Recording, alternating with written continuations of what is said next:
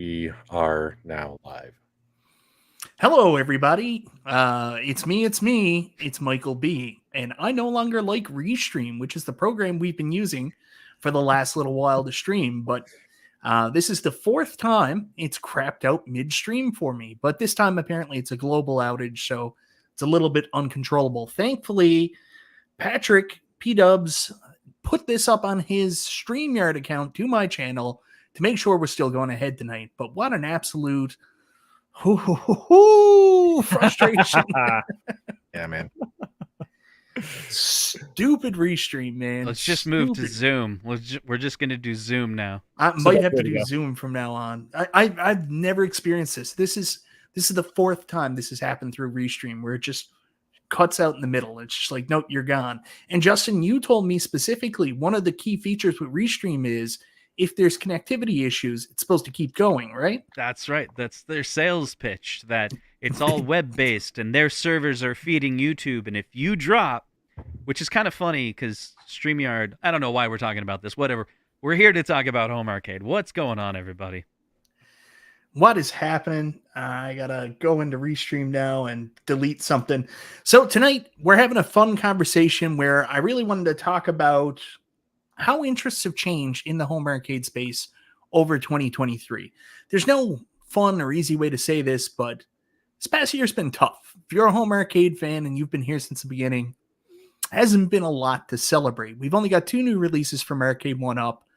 One, which I have to say, the onboarding process, like the whole delivery, the review unit, handled so expertly by our friend B Kong. And I'm not blowing smoke up his ass, but if you think about the way that he received it, did his review, the engagement that he got with it, like, great job, B, and putting it out into the, I don't know what you call it, the ether, into the ether, into the wild, bringing it to the bar was such a smart move, having people go out and play it, test it out for themselves. So good job on that. So that was an exciting and uplifting note. But aside from that, there was another reviewer reviewed the other new release. I think it was the Fast and the Furious. And man, that guy buried that cab pretty hard. No, it's horrible. Yeah. Damn shame. I will say one of the reasons why it went well with B is because he did all the work. Yeah, I think that's fair. Yeah, it's absolutely fair. Yeah. Once Arcade 1-Up was not a part of it at all, it was great. Yeah, it's a great time. The best thing about Arcade 1-Up is not Arcade 1-Up. It's other when they people get out of the way. The job for them. Yeah, exactly. It's like the guy who sent it to him left the company, so then there was literally no one for him to work with. There's no possible way we can mess this up now. there was real limbo when that happened because it was. He got 2 of them. He shipped me one, and I didn't know, so I felt some obligation to keep it going. So I appreciate the feedback. You did such a good job, B. And honestly, that was one of the most exciting things. Like, I don't think there was a bunch of people out there, like a laundry list of people saying, man, I'm going to pray, wait my time, hold on, and hopefully one day Arcade 1-Up will do a Fast and the Furious cab. I don't think there was that market out there. But Time Crisis was one of those games. It's right up there, arguably right behind House of the Dead as one of the most requested shooters. So that's been the big bright spot in the home arcade space for Arcade 1-Up this past year, has been Time Crisis. Of course, it wasn't the bright spot everybody hoped it was because of the price. The price is where everybody was like, holy shit, Time Crisis is coming out. And holy shit, it costs a lot of money. And B, we were in that meeting when they told us the price, and we were just like, I finagled them to make sure they announced the price on that. It was like literally 10 minutes before the stream, and they didn't have a price ready to announce until we really forced them to make sure that they had that. So I can only imagine if we did that show and talked about it, and we didn't say a price, and we're trying to upsell it until afterwards, and we heard it. Oh my god. I am so glad that they agreed to do that during the show. And actually, the lot of credit there goes to, I know you guys didn't like the price, but a lot of credit goes to Cyrus, because Cyrus really fought hard to get a price to announce during that show. So as much as you want to, I don't know, accost him for absolutely and giving corporate answers, he did want to give that price to make sure it was out there. It might not have been the price you wanted, but at least he tried to get you a price instead of nothing. Would you rather have known nothing? I don't Maybe know. some people. I'm wondering, did you push him to give the price? They're like, fine, we know 750's approved. Mm-hmm. We're trying to get it lower, but Michael B is So- all like, we got to get a price out So it's there. Michael B's fault that it was It's so Michael expensive. B's fault. You know, I never. We didn't have Well, time to actually, react I to didn't. it. I didn't push him. It was mostly B. B was Oh, it's very all angry B's during that fault. time. It was 30 minutes before the stream, and I was having, just my own cow. Like, you don't have a price, and we're about to talk to them. We didn't even have time to react to the price point initially before we started going live. We even did a whole run through before we talked about it. So if people thought we were disingenuous about the price, it's literally because we just found out a couple minutes before. Hey, I'm gonna go off camera for a few minutes and then hop back up and take it. Bye, B. Let it be. There was absolutely nothing weird going on in the background of B's stream there. No Nothing motorcycles, anything weird like that. Street racing, children running and screaming. None of that was happening at all. None of Maybe it. that's why B was the perfect choice to get the Fast and the Furious review cabinet, because he lives in the Fast and the Furious. He doesn't have friends. He's got family. So So this whole stream got screwed up. But anyways, I'm so happy that you guys are willing to be here, join me tonight. It's been a long time since we've done something like this together. A lot of people in the community were saying wacky stuff, but I'm so glad we're back together. My gatekeepers of the galaxy. Ah, yes. Here to keep everyone in Who- line. Tell them who- what they can and can't say. Who was saying wacky stuff? What are you talking about? I kind of been Others. gone for about a month. Was there more drama? while I Oh, was gone? there was a bunch of people saying that we were gatekeeping by not including others on our streams, how we would always just work together. And we had a YouTube group where we'd make fun of people, which, Oh, which is that- all a true, Facebook group that is- where we that just is make true. fun of people. That is That's true. all- that's all One true. specific person. Just no one in the home arcade community. We make fun of other people. Right. People we don't even know. It's weird. Yeah, random people. Just send each other pictures. Hey, I saw this guy See today. this person. What a jerk. What is he doing? Like, remember that one time we had an entire thread where we were just making fun of. He's someone who's not even in the home arcade space anymore. But Stringer Films, remember that guy? Oh, We man. were he just ripped him a going new on one. and on about It that was- guy, how it weird was he is. great. I was always giving $2 super chats. It's so Yeah. weird. Knows nothing about Yeah. arcade. It's so hilarious. Yeah. Yeah. He treats YouTube like a gentleman's club. Just $2 here, $2 there, just throwing it on Well, the stage. Actually, speak- I and found out where speaking that of- came from, too. Go ahead. Where? But Oh, no, you go ahead speaking of Stringer Films throwing $2 on the stage, ladies and gentlemen, B needs Hey! to yell hard guy, hard guy, hard guy. And Michael B, whenever someone gives you a super chat, you know you want to give the people. No, what no, they no. want. I'm done with it. I'm not doing that anymore. It's done. It's So, too late, listen, Mike. I have Give full us running control. That I I have already full pressed the control. button. I have to release Here's it. what Michael B says every time you give him a super chat. What an idiot! Oh, what a loser! Good. anyways, I finally figured out the $2 thing where it came from. And here's the thing, it's from the movie Dirty Work. Oh, Donald goes down to the guy on the street and goes, "Here's your $2." So that's where Stringer's I $2. thought it was Better Off Dead. Better off dead. Yeah. I Was want my it? $2. Yeah. my the kid that motors $2. you- Yeah. What? I thought it was Dirty Work. Yeah. The kid delivered his paper. Yeah. Oh, Yeah. I'm 100% sure it's from Dirty Work too.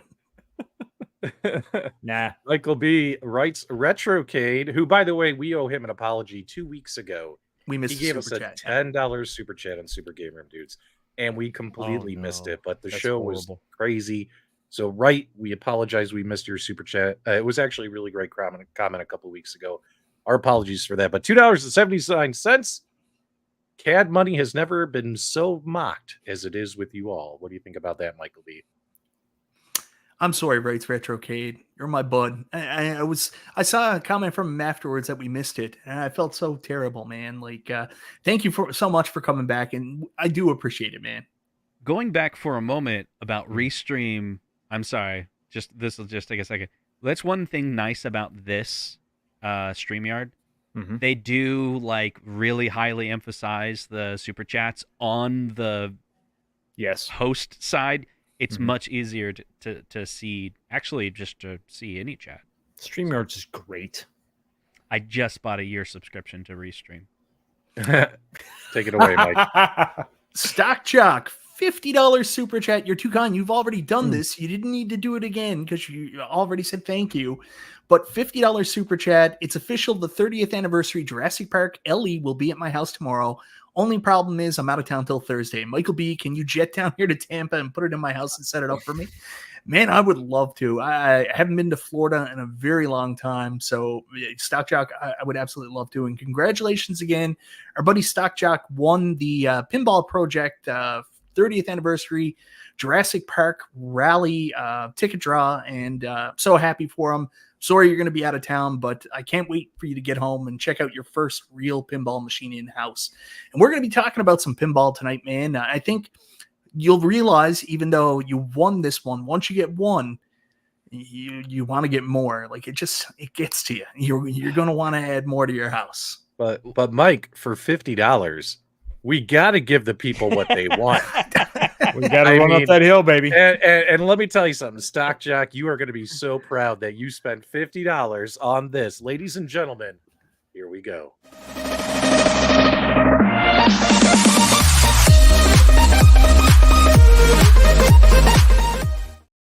What? I've been in your ass. That's Mike. So I'm just going to roll my stuff. So, Stringer Films himself said, you can take your John Cusack movie and go to hell. It is, in fact, from Dirty Work. Oh, okay. No, Now, he's just trying to make you feel hold good. on real quick. Stock Jock, I gotta mention this because I don't know if the information's out there. Go on Pin's side. There's this dude that will give you an SD card image for your Jurassic Park that puts all the movie clips from the movie into the game. It's very simple to do. Even though it's a 30th anniversary and everyone like modding the site, there's an SD card. You can swap it with a different SD card. It's just an image. That's not gonna. And all they did was swap the MP4s so that when it shows instead of showing the CGI clips, it shows clips from the movie. It's amazing. Why wouldn't they do that anyway? That sounds awesome. They didn't get the license for the movie itself. Oh, okay, gotcha. Yeah.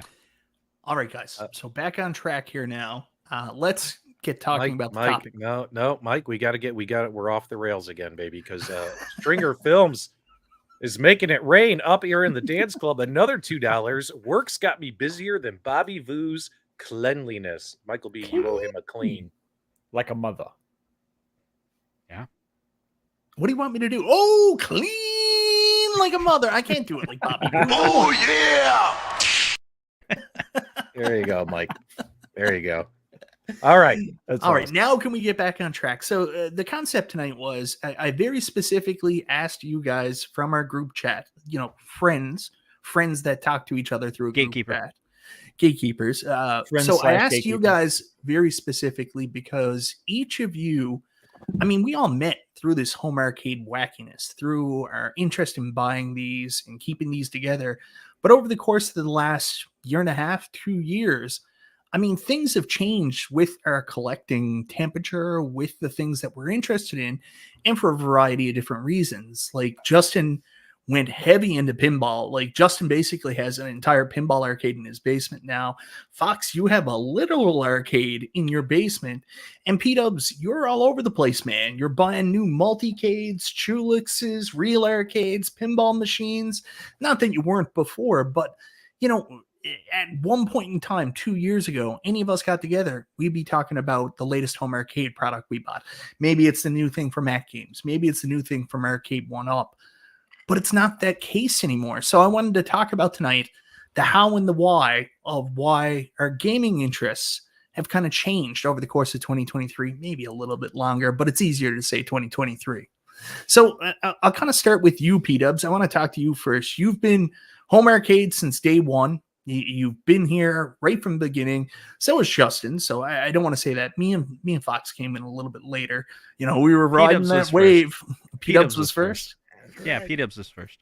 P-Dubs started with the gaming. What was your YouTube channel originally set up to be? It was for game room accessories. That's what you were originally game room decor and accessories. Game room decor and accessories. Yeah, because I like crap all over my house, as you can see behind me. Just endless piles of crap. I'm Marie Kondoing my house now, so like anything that doesn't bring me joy or I have an immediate place for has got to go. So I'm in the opposite. I'm decluttering. I would actually argue that I know this goes against the grain, against the topic at hand. I think P-Dub's actually been the most consistent in his yeah. variety of stuff. Really focus on multicades. That's just my 2 cents. Yeah, what Mike's talking about is just another day at the office for me. So I'm just happy to be here and make fun of Mike throughout his journey. No, but it's true. Like, I mean, honestly, out of all of us, you've probably bought the most arcade 1-ups out of all of us. Yeah. I was a big arcade 1-up fanboy when I first started. And then I kind of switched over to At Games, and I was a big At Games fanboy for a while. And then then after that, I just started saying I want to collect as much crap as possible. So after that, it just became just buying whatever I could get my hands on. B-Kong is back. There he is. Hola. Hey, Yeah. there he is. B, you missed it. The stream shut down 2 more times. We're on our 3rd different stream now. Oh man, that's crazy. It's wild. So we're just starting with P-Dubs now because I wanted to talk about how like our interests have changed in our buying hobbies. So start with P-Dubs, and that's your history. But over the course of the last 2 years, have you found your interest in arcade 1-up is definitely deflated? Not just arcade 1-up, but your interest in buying some of these home arcade products is kind of lower. And is it because you're losing interest, or is it more because there's just not a lot of stuff coming out? I mean, Really At leading Games, with that, Mike. maybe. But like At Games, didn't have any new products last year. There was nothing to buy. Arcade 1-up. You mean this year? Last year they released some stuff. But this year, sorry. I mean last year. I'm already living about in it. the future. Today- I'm already there. Today 2024, is baby. November 13th, and the only thing At Games has released is a pinball pack or 2 pinball packs. That's it. Think about it, guys. That's the only stuff that has actually come out. Everything else is just vaporware until it ships. And then Arcade 1-Up only had a couple new games this year. Fast and Furious, Time Crisis. I had no interest in those. So it's like, and then the deluxes. The guys who've been in the hobby a long time, like us, we've already bought Mortal Kombat 3 times. We've bought Street Fighter twice. We bought Pac-Man 4 times. Like, it's going to take a real effort to make me buy another product, right? So that's why, like, the Arcade 1-Up Pac-Man XL. I was excited to get that new form factor, the way the thing lays down, coin door included, a marquee that doesn't look like ass. Like, really, the only thing really negative about that thing is like light up buttons. But that's like a user preference, right? Like, some people love them. I'm not a fan of them. A couple emulation ticks that Arcade 1-Up is aware of that supposedly they'll do a firmware update and fix. But I mean, minus that, the cabinet's really good. So there you go. So yeah. You actually are one of the few people that actually took the control panel off and took a look at what the buttons are like. And these are actually upgraded buttons. You said these are actually bail-in buttons, like what At Games uses? I think console kits would remember this more than me. I think they've always used bail-in buttons, but they use like an ultra cheap version. That's what it is. And now they're like a couple steps higher. But they're still not using the same exact buttons. It's probably not on purpose, It's probably more like, hey, we want the light up ones. Cool. Those just so happen to be slightly better bail-ins. So more than likely, it's just a bean counter decision where they're just like, we want light up buttons. How much do they cost? There's no real thought process on the quality or something like that. So much as just them looking at, we can get light up buttons. People like light up buttons. Yeah. That's it. The kids like it. Yeah. Yeah. So I mean, honestly, like, if you had to think about like the three big companies that have kind of dominated this space the last couple of years, you had At Games, Arcade 1-Up, iArcade. Those are like the 3 big ones. You've had a few floaters. You had Toy Shock. You had Well Played. And then you have like Numbskull and New Wave Toys, but they're kind of doing their own thing. It's arcades and it's retro arcades, but they're more like mini consoles versus an arcade recreation. And we call it desk shit. But if you think about it, like, obviously iArcade's gone, At Games hasn't released anything, Arcade 1-Up hasn't done much of anything. It's minus deluxe releases. Like, how can you be excited? Like, how can you say, I can't wait to buy the next nothing that comes out? You know what I mean? So you have to go and look and find other things. So there you go. That's my story. So we got a big super chat from Ezekiel, and he's one of the reasons I'm doing this show tonight. So P-Dubs, if you can bring that up, Fox, do you want to transition? You're good at this. I'm not. Well, I don't know what is more complimentary, the fact that you're complimenting my transitional abilities, or actually sliding into something very complimentary, like a super chat. Thank you so much for this $20 super chat from Ezekiel, the Chicago Retro Ranger 1999. Thanks, buddy, for I really appreciate all the support that you give us throughout the years. I am a little jealous of the real arcades you're accumulating. It's a little bit tough to keep pace with you. You're setting a new standard. Here is your super chat. We are missing D-Love, but this panel is the Bulls 95 to 96. Damn. Team of the home arcade space. Sorry, Nostalgia. Didn't even make to the bench. Ooh, love you guys. Oh, Nostalgia's on the 95-96 Bulls. Come on. He's just he's a ball boy. I don't know what is the basketball term. Wait a minute. Who was the clown that got up when the Bulls won in 97? The clown Jordan was on one table and he was there throwing his arm, and there was just this absolute tool over on the other table that was like this bench player, brown hair. He wore like number 30. I can't remember his name, but I always bring it up. Like two Bulls celebrating on the table, Jordan and this douchebag. I think he's more of a Dennis Rodman when he was going through his weird phase. Yeah. That's giving a lot of credit. Anyways, thank you very much, Ezekiel. You're one of the reasons why we wanted to bring this whole show up, is because of people like you. And I'm getting a little ahead, but Ezekiel used to be one of the biggest Arcade 1-Up fans in the entire space. I mean, when we went to Chicago, he got us all the gear, but now he's completely out of that, and he has got one of the most impressive arcade collections amassed very quickly in the entire world. It helps that he lives in Chicago, of course, but it's fans like him that are shifting gears and moving new directions that I wanted to highlight here. Why has his interest moved away from Arcade 1-Up and all of a sudden moved to new real arcades? But before we get into that, I'll ask some other people here. B, you're here to the stream now. I'll ask Justin next, because Justin, you were synonymous with Arcade 1-Up at one point. You had this show called, was it At Games Weekly? No, 1-Up Weekly that you were on. And I think you talked about Arcade 1-Ups. I'm not 100% sure, but you were synonymous with Arcade 1-Up at one point. You don't really make content on that anymore. In fact, you've been missing. I've saw you on a couple milk cartons lately, but you came back last night. We're all excited to see you. Yeah, thanks. Yeah, so this topic is interesting, and I think the way you put it, the what and the why, what is happening and why is it happening? But I think what if it's possible that we haven't changed? It's almost like, remember The Office? He's like, it's not, remember The Office? I think it was Office Space, right? In Office Space, when the Bobs were talking to the guy, and and he was like, let's talk about Peter. He's got some, upper management written all over him, and they're like, I'm gonna have to disagree.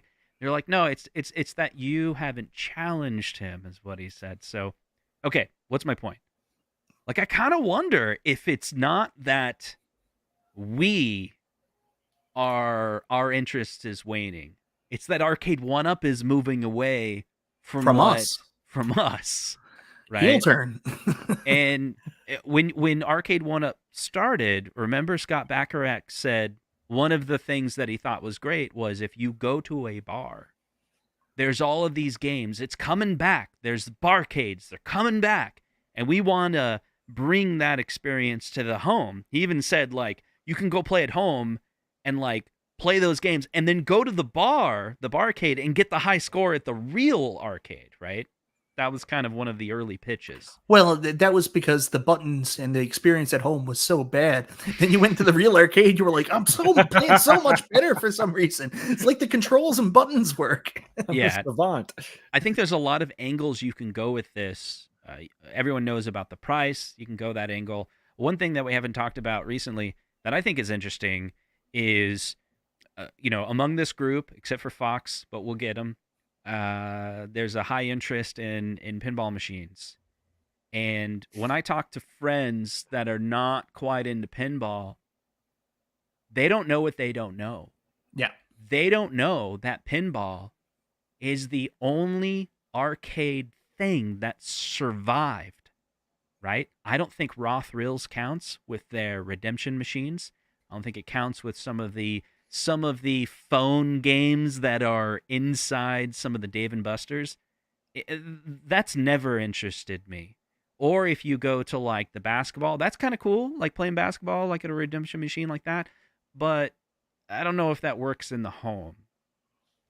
But in my area, like you go to these arcades, all the new arcades that have opened up in the last 2 years in my area have a lot of pinball machines. Yeah. And they don't have as many arcades. I wish that there was a modern commercial arcade company out there that could sell commercial grade machines. And we might almost get there with the XLs. And Arcade 1-Up is probably the closest one with an XL. If you look at it, like, look at P-Dubs. I just rewatched his review yesterday about the XL machine. It's got a 19-inch monitor in it, right? Some of the full-size arcade machines that I have a 19-inch monitor in it. Yep.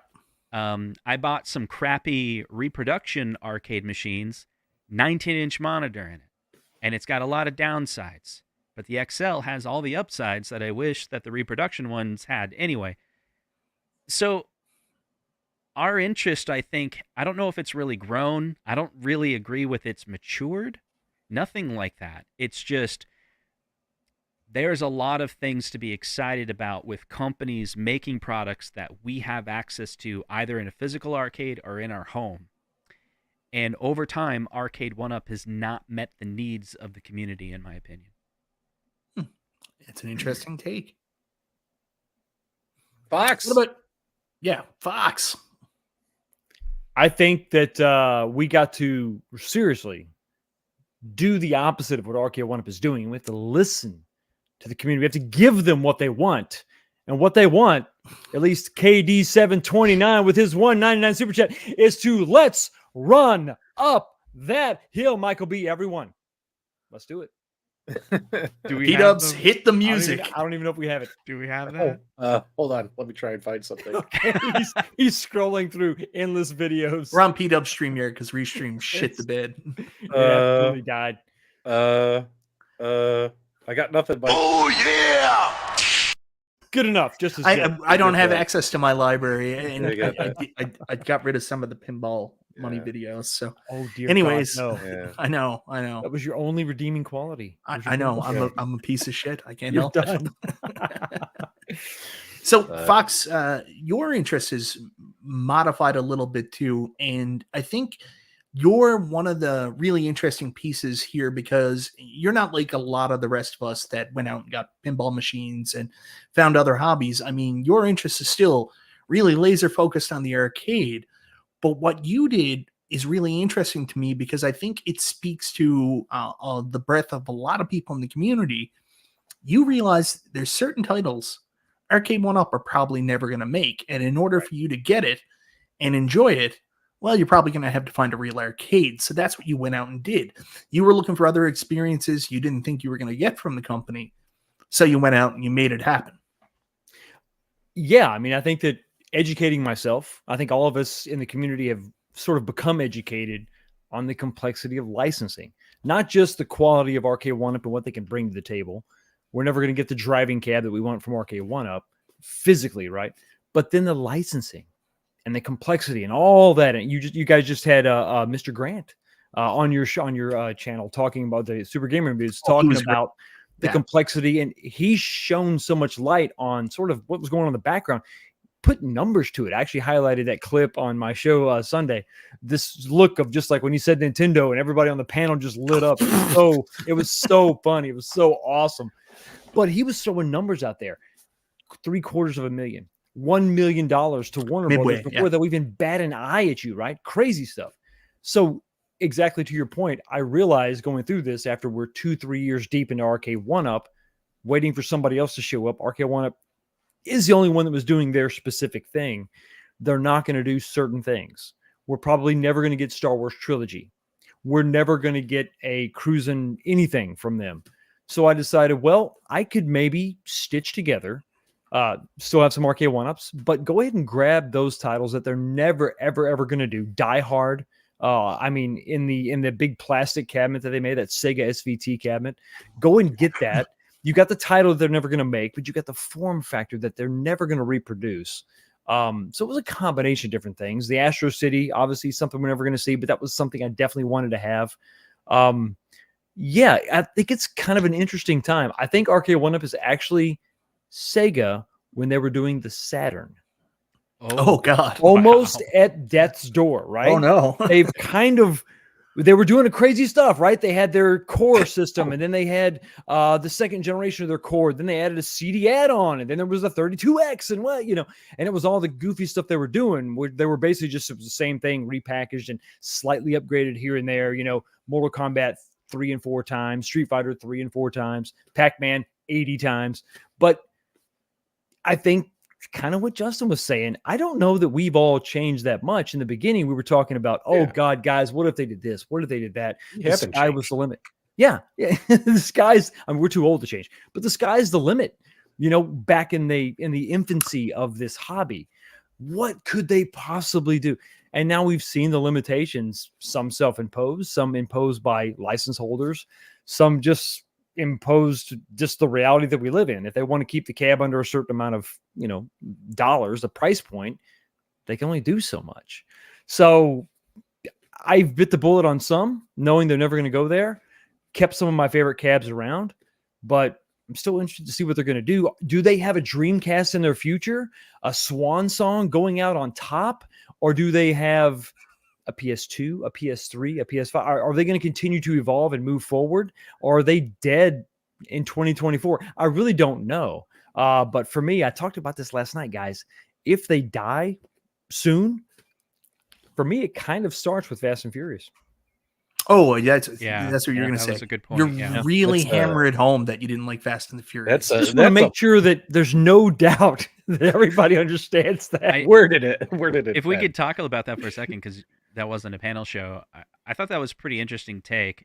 I think that's true, but I've been thinking about it recently because I went through yesterday. I was working on my podcast, and I kind of went back to my Google Drive where I found here's my idea list for all my old content. 2 years ago, there was an episode I did that was about, prices being too high. 2 years ago in October. And it was about X-Men being $750. And so that was kind of like, in the pinball scene, they call it pinflation, and that's kind of dying down right now. There's all these price drops happening. And so they're saying it might be dying. I don't know. We should have came up with a really good name for that with Arcade One Up. And so when the X-Men came out for $750, and it's still on their website, $750. What? It's 2 years old.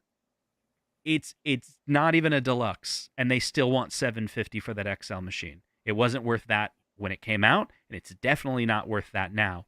And then they're re-releasing some machines like the Fast and the Furious, or no, it was the Send-In one, the one that B had. Buck Hunter.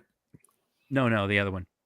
Time Crisis. Time Crisis. Yeah. In my head, I'm like anyway. You said re-release. Yeah, re-release. Re-releasing Time Crisis already? No. So Time Crisis is $750, right? Yeah.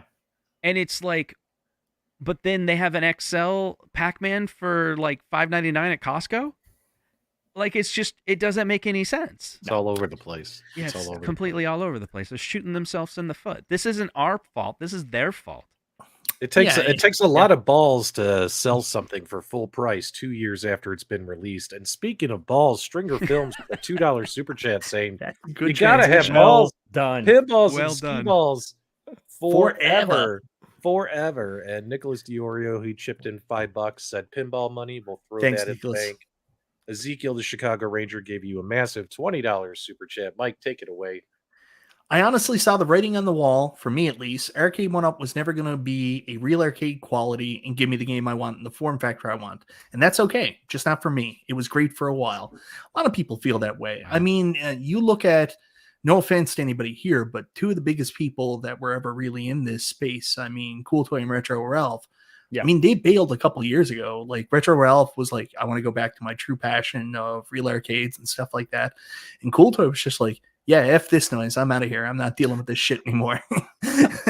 And I mean, like, he started modding real arcades and he got into pinball as well. So, I mean, you know, a lot of people, when we started getting into pinball, were like, oh, you guys are trying to convince us to buy like expensive pinballs. And I was like, what are you talking about? I wanted to get a pinball because Cool Toy got one. Now I was jealous of Cool Toy.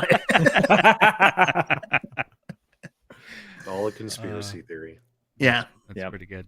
All right. So moving down to you, B, I mean, realistically, this year you have bought a deluxe cab. You have 2 deluxe cabs. You have Time Crisis. Do you actually have that now, or is that still out on location?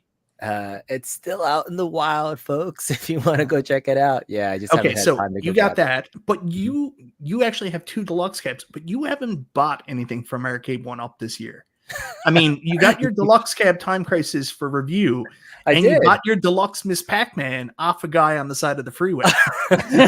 Secondhand. Don't people have Secondhand stories of before buying it made to cabinets off of retail. other people, right? It's just the timing of things. dig. No, I got rid of my original Pac-Man cabinet a while ago, and then I got a Ms. Pac-Man that I got rid of too. And I was like, I really like the slanted design of the deluxe Ms. Pac-Man or a Class of 81 that they did this year. Like, I thought that design that was released at CES this year, I was like, that's a really cool like upgrade to that particular cabinet. And so if I wanted to get one, that's why I decided to get it. However means it came.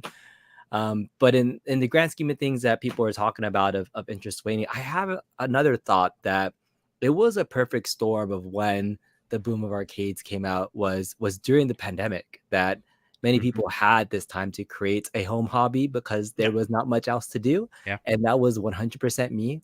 That was me looking to find some extra time in my day to do other things like roam the Facebook groups. I was really heavily into the Arcade 1-Up and modding group more than the original arcade fan group because I love the modding scene, and that was like my main thing. My main source of inspiration to get into the hobby was seeing the creativeness of people taking those $75 cabs and turning it into their dream cabs, right? And it was just a lot of learning along the way, learning the whole emulation scene and what it could be done very quickly, doing the Star Wars mod on my own, which took off my channel. Like, that was what kept things exciting for me. And if you like, the highest points of my YouTube career covering this actually came when there was like great new mods for a particular cabinet. Like, there was a wave and this momentum of cycle when the Arcade 1-Up pinball mods came out. Like, that was a whole beast in itself with Mystery Encoder, and that like really just created a whole subgenre of people that were fandoms of this. It just got people giddy. And the cool thing about that I tell Mystery Encoder all the time is that it's not the fact that people needed to learn how to be a coder or a hacker, is that you know, when you followed the simple directions, you felt like you were, you know, somebody that was in the system that can, I just hacked the system. I just did this really cool thing, but it was this really easy thing that Mystery Encoder already packaged for you. But you felt like you did something cool. You know, you almost felt like nostalgia for a minute. Nostalgia. He just puts retro work on everything and takes all the credit for it. But that's part of it. And there hasn't, as things got more expensive, the modding side of it became less and less appealing to do because of the cost of it. And I almost liken it back to when people used to mod their cars back in the day. There was this very big, you know, car modding import scene. And it was like, I want to get the new stereo and like replace my stock stereo with this and put this in there. And then more and more, you see people reverting back to the stock versions of things, because the newer cars and newer things, you don't need to replace your stereo anymore. Like, who replaces a stereo in a car anymore? You don't. They're not all the same. So there is now this better product that's a stock product that doesn't excite me as much as the modding scene did. So all those little factors kind of make it is what it is. I think about my Thursday show, The Next Level. I've not really done a show in a couple of weeks, and I thought about it. Like, I really haven't had much excitement to cover like modding projects. I might this week though. Mystery Encoder just reached out to me about gold cabinets and a potential update there, so I might be doing a show this Thursday. Maybe I shouldn't sell mine. You still have a gold cabinet? There is now a way to mod your gold cabinet. So that's going to excite me. That's going to bring me back. So those are the times that bring me back. Exciting.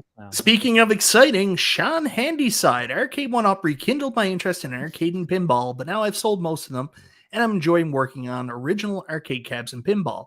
Owning and restoring original games is way more fulfilling to him. A lot of people feel that way. Some people are just like, I can't be asked with this. Like, let me tell you, the minute that my audio went on my Tron, right after I had just fixed the other issue, I was like, I'm done. I'm good for this forever. To be fair, that's like one of the most Complicated temperamental cabinets Yeah. ever made. Yeah, it's not easy to fix those. So Yeah, it's like the Dokken song Into the Fire. pretty much. I think on that, Mike, if we want to talk about that just for a second, like when there's frustration in a hobby, especially when it comes to older stuff, I felt it. I talked to this guy, Ant, who's in the stream from time to time. He lives here in Des Moines, and I saw him at out. Both of our daughters are in the same recitals, and so we were talking about. I had got the Revenge from Mars, but a fuse blew on it, just a simple fuse, but I didn't know it was a simple fuse. And I was so frustrated with him. And I was explaining to him, I'm going to get rid of the Revenge from Mars. I don't want it. It's too old. Something's going to go wrong with it. I don't know how to fix it. And he's like, oh, yeah, I might buy it from you. So we were talking about that. And eventually I did a little bit of research, right? And I found it was just a fuse. And I ordered the wrong fuse. So that was a little frustration there. But when I checked the facts again, I was like, oh, my God, I ordered the wrong fuse. I got the right fuse in there, and it's worked perfect ever since. So I always wonder if there's this complication you get with some of these older machines, and you're just one answer away, one question answered away from just all the frustration going away. And I've had that machine for over a year now since I bought it without any issues, and so I haven't really felt that. And so the other thing I wanted to mention is those in the chat are, sometimes you can get arcade machines for the same price as the arcade 1-up. And I think that's true, but not always true. Like, I'm Fox, right? Like, Oh boy. you've bought some machines for cheap, but are all of them cheap, Oh, no. Well, when it comes to the monitor, that's a big issue you've got to really think about. Now, Unico has given us an option, but it's still about the same price. Let's say you have a CRT that's shot. There's so much burn in, you can't even play the game, right? It's bad. There's no there's no fixing that. You have to replace it. I know a guy that can give you a refurb one for $300, or you can go to Unico and get an LCD for $300. It's still $300. I mean, if you want to keep that same size. And that's just one part of the equation. You have the soundboard, you have the sound, the speakers, the game board itself.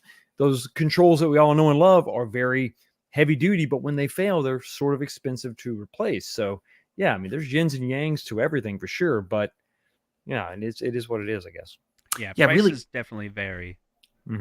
Really quickly, guys, I just want to apologize. We did miss another super chat from Ezekiel, the Chicago Retro Ranger, $4.99. Some of the real arcades I got were cheaper than an arcade 1-up, and I appreciate that. And also, Sean Handyside, thank you so much, my man. I appreciate it, my brother. So, moving on a little bit now, and B really set this up good. I think one of the things that's changed is timing with Arcade 1-up. Arcade 1-up really came out, and their success is related really to a perfect storm. I mean, when they first came out, there was some interest, but right when they turned a corner and really start delivering some amazing titles like Turtles, Star Wars was right at the start of the pandemic, right before the pandemic, and then the floodgates open up for all this hope and excitement. I mean, Jesus, if they can do Mortal Kombat, if they can do Star Wars, if they can do Turtles, what else could they possibly do? So then we went right into the pandemic, and people were bored. They were home. There was nothing else to do. They weren't going out. So this concept of building these home arcades, and then the excitement, the wave of popularity, all pulled in to us all getting hyped up and getting excited for the hobby, rekindling our love of arcades. If the pandemic had never happened, if we weren't stuck at home, if we were still spending money on other shit, like going out to dinner, going to real arcades, going drinking, other things like that, would Arcade 1-up or the home arcade trend, fad, whatever you want to call it, would have got as big as it was? Start with you, P-Dubs. You haven't talked in a while. Oh, sorry. I was just trying to moderate and get your I appreciate it. So, in all honesty, I missed the question. If the pandemic never happened, do you think home arcade would have got as big as it was? Oh no, absolutely not. Absolutely not, man. All right. Well, P Dubs was a little bit distracted.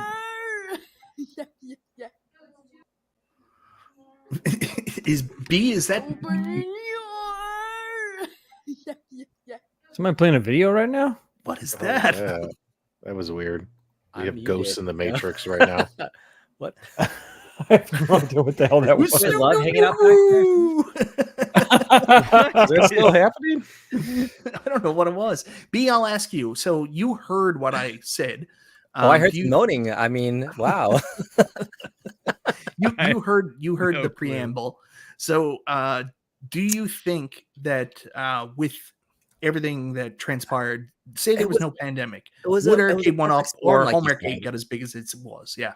I think you said it was a perfect storm. You know, you always remember your first, right? What was your first arcade went up? What was the first thing that you got? Mine was an Amazon Lightning deal for $175 to get a Street Fighter 2. And then ETA Prime opened up the door for me, right? That was like my entry point. But shortly thereafter, Walmart also contributed to this massive wave of $50 and $75 cabs that just went on clearance randomly. And it was like, I used to be a toy collector, so the hunt became a real thing. Did my Walmart, like how many Walmarts did I visit like every week? Like I remember there's this guy that created this website that was tracking deals that you can go to that stopped working randomly. I'm like, The guy why was the a hell doesn't legend. this work? And this doesn't work for my area. It works for your area. I hope you made some good money off of that, Justin. But I've it heard became a thing. even David McIntosh asked where it was. The hunt was real, and so the perfect storm of getting cheap cabs, pandemic. Like you still see to this day people posting a picture of finding the deal, and there is a collector mentality to get these cabinets as well. So I think that's another component of it. I will never forget like those $50 cabs. Like I was in a dark place because everybody was buying like Marvel versus Capcom $50, and I was like, "Damn it, Canada!" But I'll never forget the picture of the guy. Do you watch like 90 Day Fiance and stuff like that? Fox, you seem like the kind of guy who watch that kind of stuff with your wife. Oh, absolutely. Yeah, So I'm just so glad that Mary is leaving the. Oh, sorry, it's in the show. Sorry, But you know the guy with like no neck and the hair back like that. There's a Yes, picture of yes. a guy exactly like that on a motorcycle, and he's got a Marvel superheroes cab that he's holding Yeah. on a motorcycle. Who driving. made that? That was like the best meme It's ever. that, it's that It was a one, real picture, I thought. and then Pac-Man on a beach, like those Pac-Man on a memes. beach. Yes, So good. that was awesome. But those were the glory days. Those were fun. It was exciting. You could get this stuff back. Arcade One Up were selling tons of arcades at the time, even if they were selling for $50. And I know retailers pushed them out. Back at that time, Arcade One Up was making so much money that like the retailer said, and we learned about this on the stream we did with Ben, and it's something that I know Arcade One Up does. They do these guarantees with the retailers. So say, for example, Walmart goes, well, we're going to sell it for 200. And they're just going back to Arcade One Up and asking for the rest of the money back. And that's kind of the deal it was. So if you ask, why is X-Men not, reduced in price? Why can't I get cheap X-Men's? It's because Arcade One Up didn't want to pay the guarantee. So, why would they drop it? Yeah. Going back to that price, it's actually the biggest trouble I have with Arcade One Up right now. Yeah. It's with the frustration that the X-Men is $750. It's overpriced for that. There's other machines that have come. The Deluxe series, the following generation of Blitz, as an example, has more in it, and it's priced way less, and then Deluxe comes out $499. And the X-Men came down in price in some places, but again, that retail price. And then finally, I think, okay, we're talking about the inflation of during the pandemic, right? The pandemic kicked off and it got all these cabs out there, and a lot of people got into the community through that. And we were able to pick up a lot of machines for a really good price. And then even early on, they were selling at such a good rate that we could get machines for $400. Star Wars came out, $500. We said, okay, we'll pay $500 because it's Star Wars. They did all these amazing things in Star Wars that made it great emulation. There wasn't very many bad things you could say about that machine. But when they jumped up to $750, it was kind of like this is temporary. there's a lot of cost in shipping. We're in the middle of a pandemic. The prices will come back down. And then they kind of did, but only with these deluxe re-releases. And then they're like, oh, you want something new? You're going to pay through the nose for that. And I'm like, nope, not going to do that. Nope. So I'll never forget. I did a couple where I talked about the economics of video games. Video games have always had a weird economic reality, where demand isn't inelastic to price. And I'm probably saying that completely wrong, but basically, you even look at consoles like going back to PlayStation and the Saturn we mentioned earlier. And I mean, the Saturn's presentation was like, we're doing the Saturn, it costs this much money. And everybody was like, $599 GFY, you know, go fuck yourself. So then all of a sudden, PlayStation just gets up and their whole presentation is $299. And they just walked off stage. Epic. And there's always been a big thing about that. And that's why, even with consoles, that's why they run those consoles at loss leaders, because they know if they price it too much above what last year's model was, the interest is not going to go with it. Like if the price is too high, people will boycott your shit. And I did streams on this with Arcade One Up, and I said, you got to be careful. Video game people don't like big price increases. We're not adjusted to it. Like we can handle it maybe over the span of like 10, 15 years. But when you jump your price up, like we went from $3.99 basically to $5.99 overnight.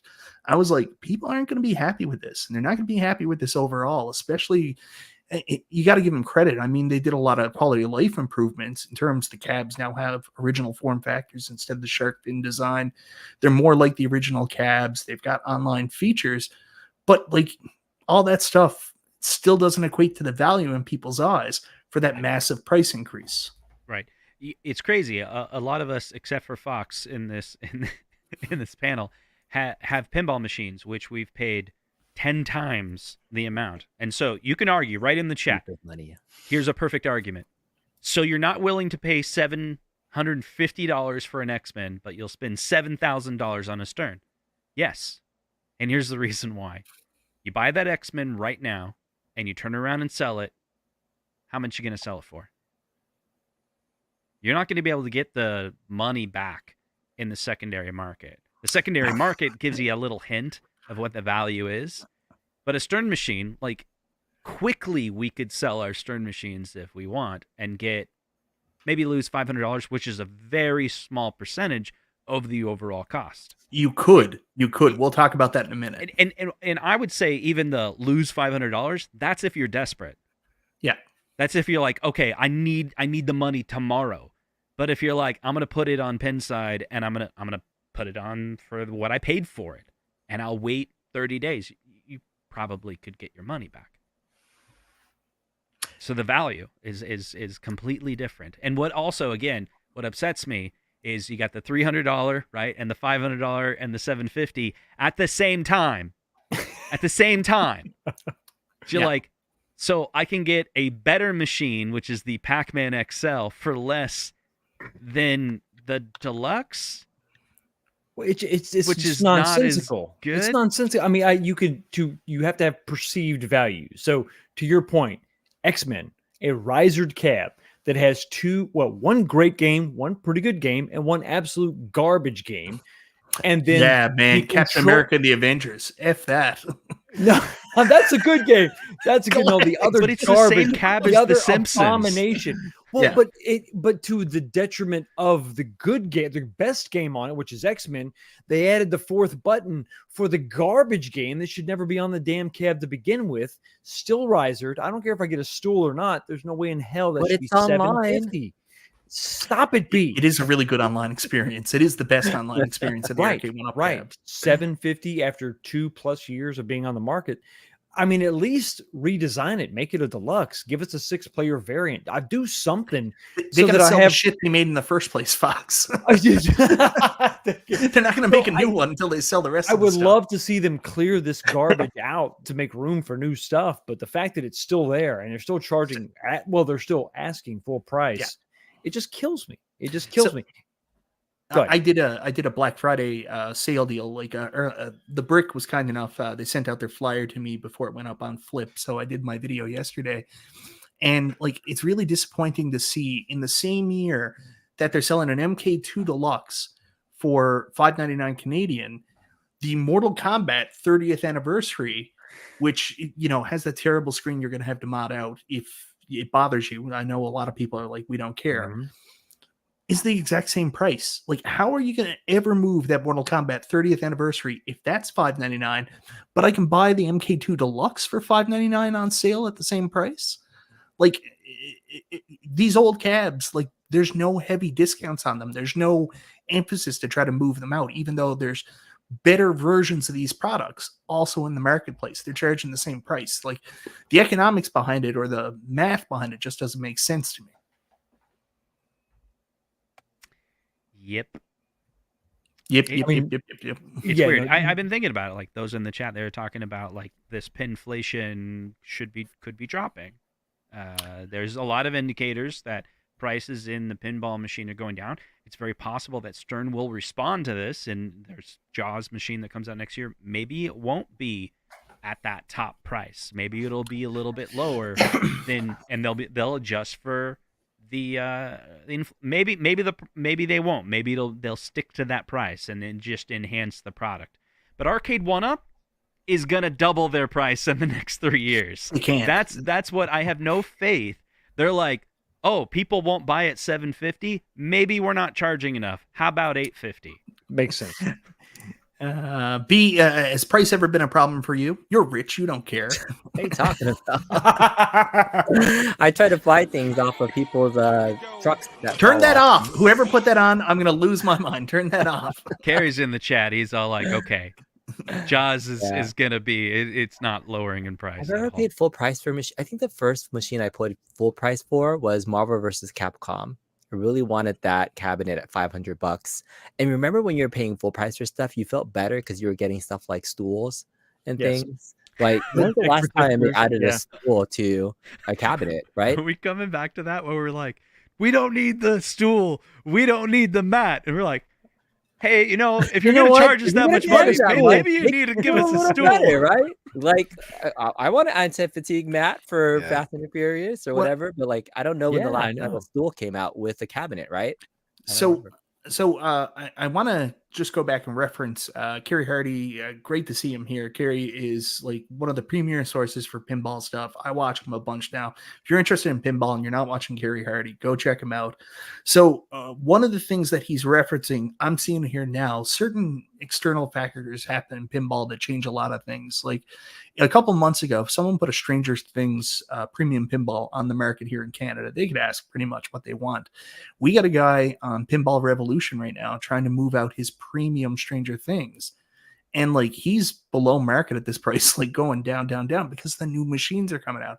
So Right. there's all kinds of external factors. But even Stern is not ambiguous to decline in interest in like the home arcade space because they had a boom too during this whole pandemic. Don't kid yourself. I mean, pinball prices started shooting up massively, and some of that was obviously from parts costing more, shipping costing more, but a lot of it was people were buying a lot more because just like us, they were home and they were like, shit, man, I can't go to the bar. I'm not going to concerts. I'm not taking my wife to Aruba.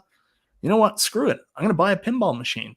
So then more people were buying pinball machines. That's why that market also inflated as well. But we've seen that come down a little bit in the last little while. Some machines that have been maybe somewhat commercial failures, not in Canada, because you can't get a Rush in Canada at all, but Rush in the States, Led Zeppelin and TMNT, which has kind of got a bad reputation as being a bit of a drain monster.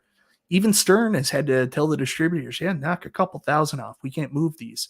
So we are getting to that point where even this prestige market, niche prestige market, which is pinball machine owners, even them, they're just like, nah, man, this is too much money, not enough value. So we're just not going to pay it. And yet Kohl's only has $100 off on X-Men. So you're saying X-Men killed Arcade 1-Up? That's my pitch, right? I well. think maybe it's possible that you're right, Fox, that Time Crisis, Fast maybe and that's Furious. the straw that broke the camel's back. X-Men, I think, was the first straw. I traced it back to when I had the first 3 4-player cabs. And when they did Sega, and I kind of tied it into licensing, but when they were moving up the chain, right, we had TMNT, and then we had NBA Jam, 4-player cabs. You saw the price increase, but it was easy to see the price increase, why that was there. Lit marquee, Wi-Fi enabled cabinet. Yep. Sometimes you were getting lit deck protectors, stools, and all that, but the perceived value was obviously there. We saw that there was, a more modern title was included, so that made sense. When they went from NBA Jam to Sega's Revenge of Death Adder, that had one game that was actually a 4-player cab that required all 4 players, right? When you didn't have Wi-Fi, you had more features on the NBA Jam, and it was $150 less at the time of that review. Even back then, they started going sideways. I think eventually for me, and I talk about these things as being compromised machines, and I think that they are. There's always some caveat. There's always something they had to sacrifice to do. And so you got to figure it out for yourself. What am I willing to accept? When it came to Fast and Furious, I was so excited about that because I hadn't bought shit all year, right? They had nothing new coming out. I bought 2. you just bought it out of 2. desperation. You're like, she's the last chick in the bar, man. I'm not going home alone. I'm gonna get 2 of them. I'm gonna check this linked capability. I'm fired up about it. I'm excited. And then when it wasn't even the arcade ROM, for me, that was it. For me, that was like, and then to have them go on Cyrus. You love him, but for him to say that this was actually an evolution of the game, an improvement of the game, they were able to make the game perfect now. It's better. It's like, dude, there's no way. We're gonna get to that super chat, but I'm a Cyrus defender because I think from Cyrus's point of view, Cyrus is being sold on that aspect as well, because Raw Thrills are coming to them and saying, hey guys, we are giving you an awesome product there. This is the evolution of the arcade. So that's what they're being sold from Raw Thrills. I will never personally degrade him. I think he's a great guy. I think he's obviously authentic. I think he's really enthusiastic about what he's doing in his job. Absolutely. But I think that it just for me, what that did for me, that showed that the company isn't seeing what I'm seeing. It's just their focus isn't where I think it should be. And so whatever that disconnect is, that for me is when it all just kind of started to go downhill. So let me just grab this super chat because this is something I did want to talk about. I saw a couple of comments on this. Deadly McMahon, thank you so much for the $10 super chat. There's a consensus that Arcade 1-Up won't do the Cruising series, even though they have a strong relationship with Raw Thrills. Raw Thrills kinda has the Cruising series. Kinda, because Cruising is still owned by Nintendo. So the only way that Arcade 1-Up can do Cruising is if they get Nintendo to agree to it. It's still, Nintendo is on the marquee. Yeah. So they're very even if you look at Cruising Blast, which just came out, the arcade version, we finally got a console port. It's only on one console, the Switch. And you know why? Because Nintendo, baby. Yeah. So it's not that they just won't do it. It's just Nintendo won't talk to Arcade 1-Up from everything we've been told. They just won't return their calls. Maybe it's different now, but when John D was there, he was like, Nintendo, please return my messages. Hey, baby, come back. Bring up another point that you're talking about, Fox. Just with Cyrus and the current folks at the company now, like to your point about defending Cyrus, he only knows what he knows. He's a younger generation in terms of gaming and knowing the arcades at their heart, and he's a licensing guy, so he's absolutely a relationship guy. And I truly believe he believes what he believes. That makes sense, right? There's no like him feeling like he's decepting or deceiving the public. Because I don't take it that way. No, I don't. But to that point, we've also lost some of our biggest advocates for people that have strong nostalgia for the real arcade brands that were there. Like, I don't think there's many people left at the company that have the same nostalgia that we do at that level. It's now become purely about the numbers in the business rather than, and I think you were talking about this, Justin, that we've lost some of that advocacy. And so that maybe that could be part of the waning interest. But there was a time where, the community felt like, we had people that were really trying to bring some of the coolest products that weren't named Qbert to the community. And I'm sorry it never happened. But Dubs has always said, if they ever brought Qbert and it saved the community, wouldn't that be fun? I mean, Yeah. you can't deny, like, we've had theoretical physicists review the analytics out in California, and a Qbert release would save Arcade One Up in 2024, but they refuse to acknowledge Science. the data. They Yes. refuse to Right. acknowledge the data. The data is You know? there. You know, I thought Cyrus about- looks at the spreadsheet. It's over his head. He hands it to Nicole. She shrugs her shoulders. They give it to Travis, and Travis says, "I don't want anything to do with this." So, I think there's something to be said about what you're saying. I mean, if the people at the company don't have the same love, nostalgia, and passion of recreating the arcades, I mean, that's one of the things that drives companies like we just had Quarter Arcades on. We know with Shiloh, I mean, that passion's there. He wants to it's do there. weird and wacky shit. Yeah. At Games has a great mentality for what they want to do. They've got people there that understand what they're doing.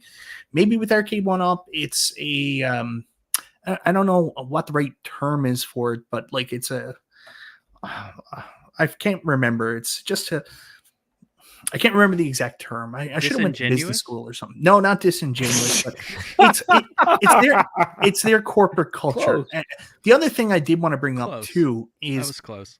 those Yeah. other companies we're talking about. They'll be the first to say we're very not so much at games, but Quarter Arcades and New Wave Toys. They will 100% say we're a very small scale business in comparison to Arcade One Up. And what they do is they do direct to consumer sales mostly, and they focus on pleasing a niche market. Arcade One Up does not do that. The No. niche market is part of Arcade One Up's market, and they're the people that watch our shows. They're the people that go on Facebook. It's the niche collectors. But really, Arcade One Up, they want to do what they can for us, but really their market's the mainstream. And that's where the other thing we missed out on. Like, we got really good. We were lucky early on because we were eating good with Star Wars, Turtles, Mortal Kombat, all that stuff. But we're in the grown zone now where we want weird and wacky shit. And they're like, I don't know what to tell you, man. We just make Pac-Man. I Yeah. think that it's a shame because with the addition of Live, we thought Yeah. we were going to get some of that direct to consumer options to have the weird and wacky shit, the stuff that's funky that maybe won't sell. Tapper. Give it a shot. This is why I don't mean, understand. Why are we right. all? I've been gone for a month, but why is everyone saying we're actually getting AVP? That's not happening, right? Like that's wacky.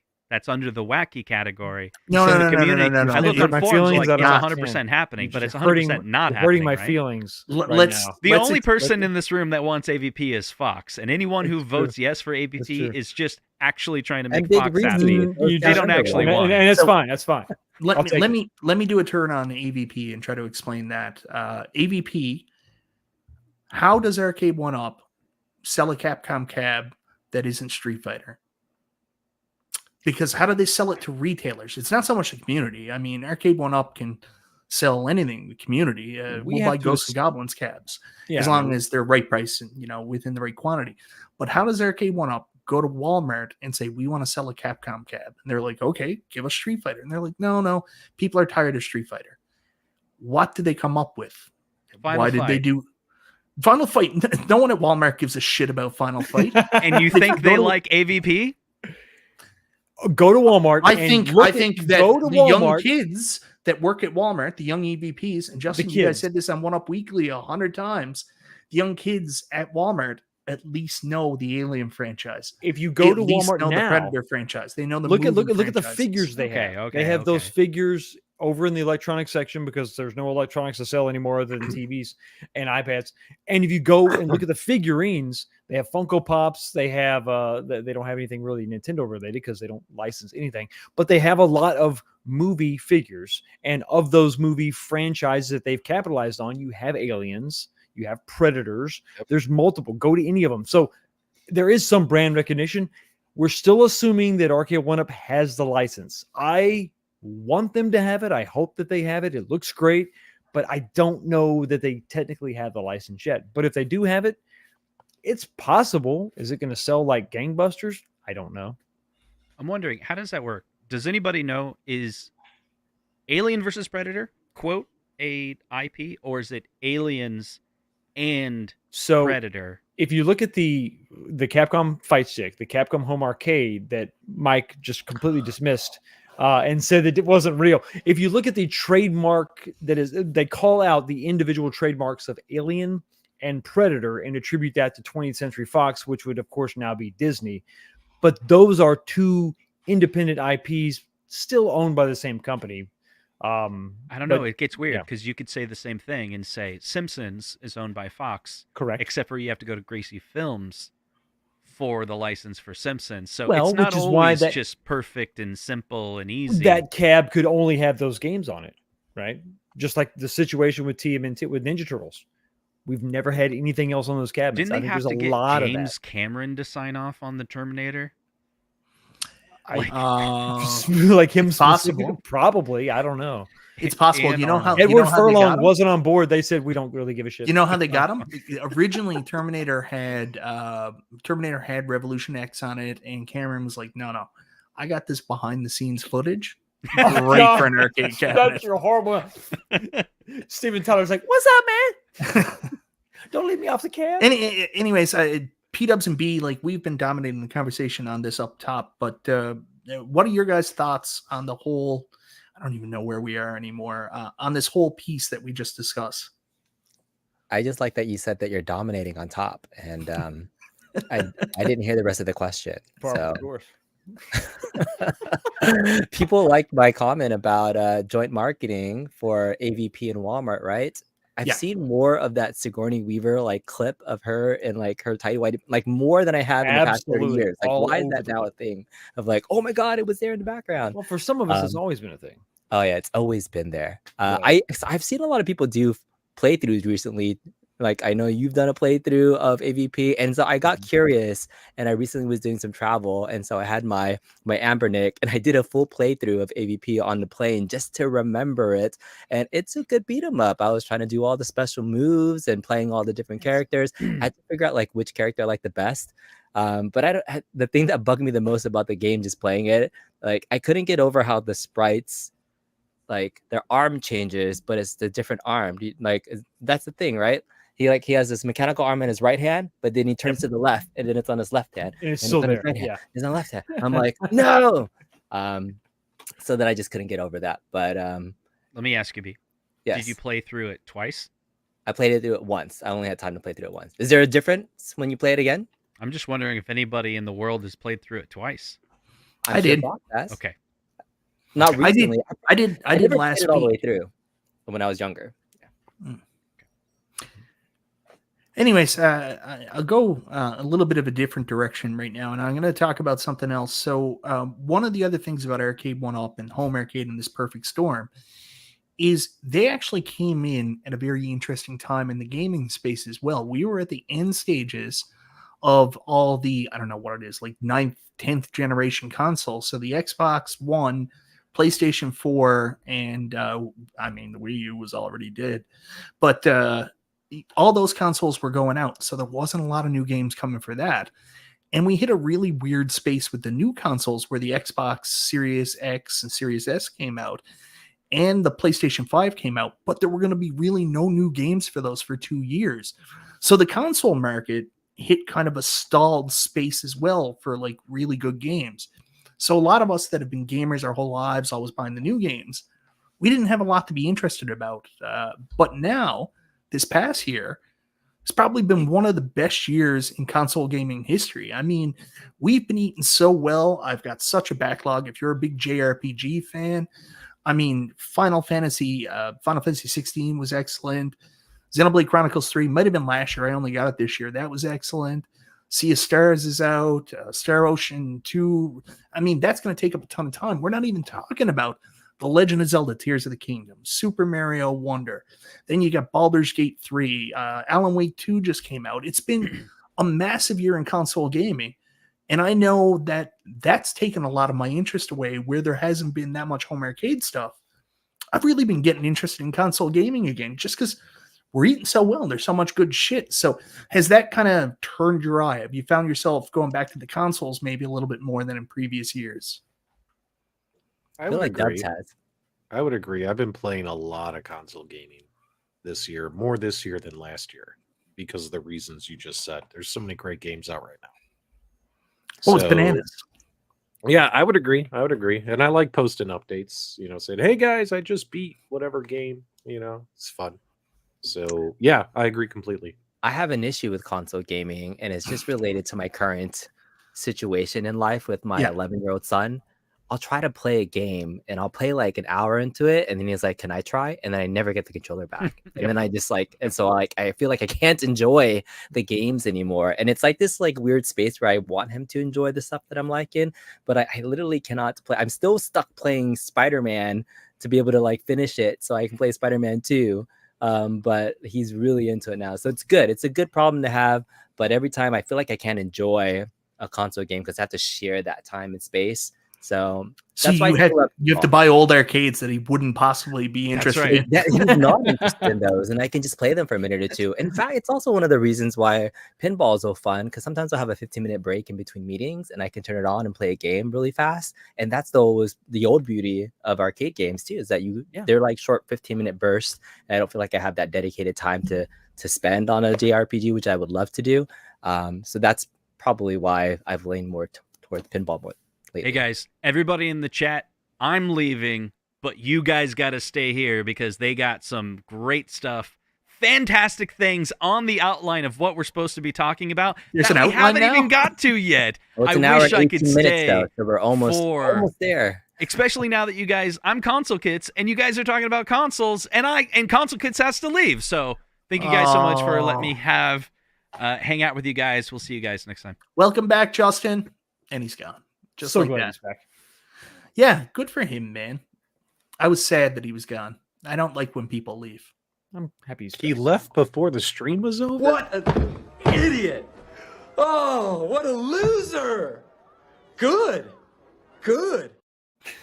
Now, Fox, I don't know you to be like, I know you have you had a console room in your old house, but it was retro consoles, right? Yes. Like, yes. do you still play the modern consoles? I know you were getting your Metal Gear Solid on recently. Did you pick that up after? I did. I picked up the Master Collection for PS5. I don't have my own PS5. There's 2 PS5s in the house. I'm not allowed to touch. The boys won't let me. But my current PS5s in the house, and you're allowed to touch. I can't touch. They're not mine. The children own them.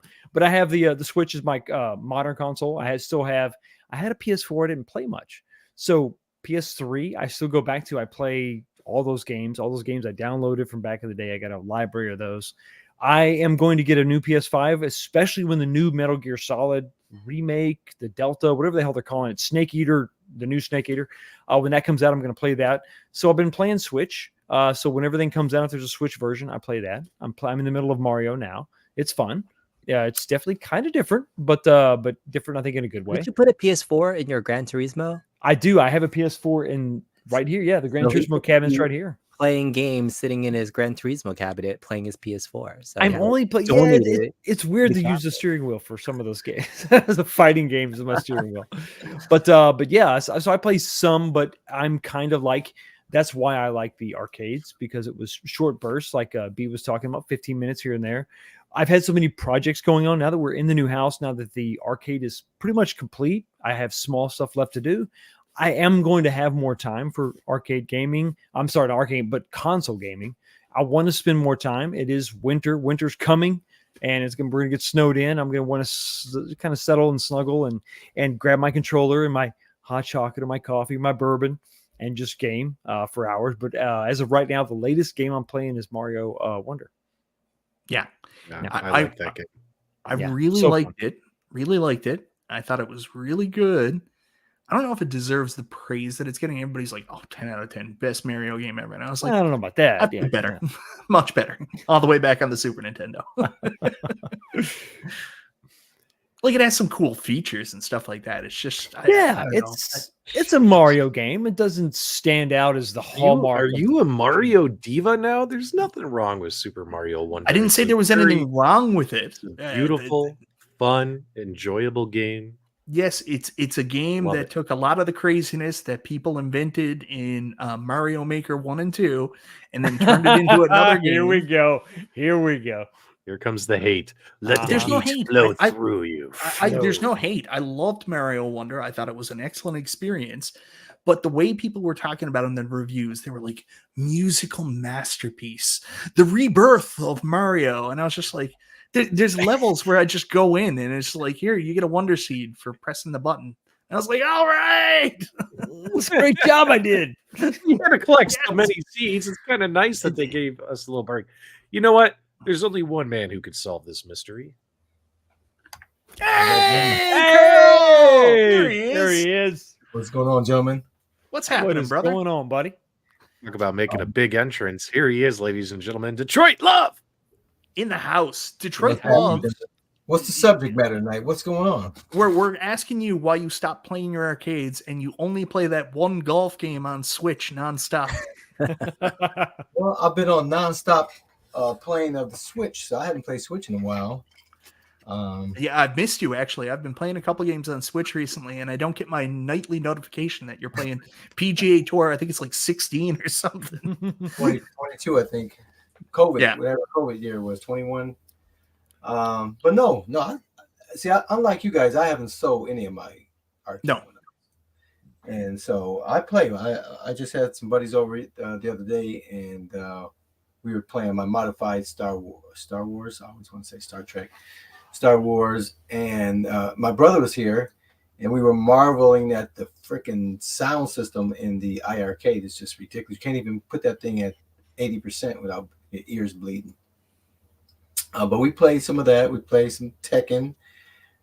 He took home the 1943. I was trying to get him to take home the ghouls and goblins because I got 2 of those, but he wasn't going for it. But no, I still enjoy my cabinets. Of course, I got a lot of cabinets, so I don't get to play all of them often. But I do make time to play it. What I don't play is my PlayStation 5 often enough since I got it. But I did get some Spider-Man in the other day on that. I missed. I popped in earlier and just caught a little bit of the show, so I'm not sure exactly what all this. Mostly, we're just talking about. Obviously, we're stupid people that have money to spend, and we're just not spending it on home arcade this past year. Yeah, I would say so. This year, I didn't buy any new cabinets. I just modified existing cabinets. And why do you feel that you haven't bought any new cabinets? Has there been nothing that's come out that really has enticed you to buy, or is the company not giving you what you want, or do you feel that your interests have modified a bit? Yeah, and I think I mentioned this before. I mean, the challenge with the home arcade market is there's only so many cabinets out there, to be made. Yeah. Some of them, the license just aren't going to be gotten, right? And so they're really limited into what could come new, what they can produce new. There's a huge market it's an untapped market for people who haven't been even exposed to Arcade 1-Up. But we have art groups that are hungry for something new. And they can keep making the other cabinets and still sell those cabinets. But for our group, it's going to be very difficult. I am still in search. I would love to have a bowling game. They tease us with that silver bowling. I know. Oh, And- I'm so with you. Yep. Yeah, I mean, I really want a good bowling game to have. There is a really good bowling game on the Golden Tee cab, the Golden Tee 3D. The Yes. bowling game on that is actually really decent. Yeah. Which one is that? World class. What's it called? World class bowling. Class. World class bowling's Yeah, pretty bad. it's on the XL cab. The sound is great. I mean, it's got Yeah. decent bass, so it sounds like the ball is really rolling. But yeah, Silver Strike would be excellent. What? It's better than Simpsons bowling? No. Simpsons Oh, bowling it's is much better. fun, but it's not it's too It's easy. not It's not a bowling good bowling. game. Yeah. It's just wacky. There's So- nothing wrong with it. It's just you're gonna get a 300 like every single game. That's the problem with Simpsons bowling. Oh, it's Even just if like you Wii check- bowling, Just gotta flick your wrist while you No, sit down. don't Just do talk the shit thing. about Wii Sports. No one Oh. talks That's what I- about you Wii know, I Sports. still have a Sport Wii, by the way. Competition? What Yeah. is that? A challenge? I hear. I love Wii Sports. Like Yeah. honestly, Bring it that's, on, kids. that's one of the ways that Uh-huh. me and my wife Mm. found love was the fact that I had just got Throwing my Wii when nunchucks we at started each other, dating. huh? Is that right? No, we You were used to get handling. like so when I started dating my wife, It was right around the time the Wii came out, right around that point. And she would come over and like hang out with me and my friends, and she'd watch while we got drunk and played like Wii bowling. Did you and make home run derbies and a stuff. me avatar of your wife at all? Like, I Oh used to yeah, have, there's a Lara avatar on my Wii, Yeah, and also and we you got guys punched each Wii other. Fitness at one point too, so we had to have the avatars for that. We should do a YouTuber sporting game tournament championship kind of thing. I Okay, think that would be fun. And get the community involved too. I'm down with that. That would be awesome. I understand the fighting game tournaments are fun and awesome, and that's really cool. But I'd like to do some sports stuff. Yeah. that would excite me. That would be incredible. I still had NFL Blitz, man. We could do an arcade one-up Blitz World Championship. No, some of us don't have Blitz. Bastards. Yeah, we'll go pick one up for $100 at Ollie's. Oh, we don't have an Ollie's here in Canada. I don't think there's an Ollie's in Arizona. You'll have to let me know in the live chat. Yeah, if it's there not a is. West I didn't Coast thing for sure. We don't have any ollies out here. Can I still get a Mick DLT? I think it's a regional thing. Make a rib. The console thing. Consoles went out. I don't really know if there's anything else, but I think we're just at a point. The other thing I wanted to discuss, maybe not so much for you because you're all super rich, but there's a reality here that honestly everything's more expensive now. I don't know what it's like in the US, but here in Canada, I mean, gas has gone through the roof, power has gone up exponentially, everything from groceries, everything like that has gone up like crazy. So most people have less expendable income because everything's gone up except our goddamn salaries. So $7 a gallon for gas in LA. Like Yeah, a couple months ago. $7 Yeah. for was premium or crazy. what? What's that? No, for regular, for $7. Are you $7. Yeah, it Oh was like my a couple months God. ago. It's gone down since, but I was like, wow, that was a shocker. Wow. Never gotten that high. A shocker. There was a point I wanted to make was that I think the other reason why a lot of people are having a harder time with arcade one-ups prices, I know Justin was really laser focused on the price point, is the fact that not only do we have less expendable income because the pandemic's over, we're going out, we're doing other things, but people have less expendable income just because we have less expendable income because the world is more expensive now. Mm-hmm. So we don't have as much money as we used to have to go out and buy these toys because we got to do shit. Like everybody gives me a hard time about like, oh, you get all that super chat money. Let me tell you, man, I got 2 kids. My daughter's in like 15 things. I don't have a lot of money at the end of the day anymore. Not like I used to. I also started smoking again. That might explain some of it. You son of a I know. Mike. Come on. But there's a reality there that a lot of the people that were into Arcade 1-Up probably just can't afford to be buying these cabs anymore. Well, and to your point, though, I mean, like, okay, everything's gone up, including arcade one-ups at $750 and $500 for the cheapest cabinet out there. Before it used to be $299. It's just not a reasonable hobby to have anymore. I mean, you have to wait forever. They're going to come up with a cabinet. It's not going to be exactly what you want. The price is going to be just outrageous. $750 for a cabinet with a monitor that's going to hit you at the knees just doesn't make a lot of sense anymore. It really just doesn't. They should return back to, and they're kind of on the right track with some of the deluxes, $499, $399 right out the gate with the Capcom Deluxe was crazy.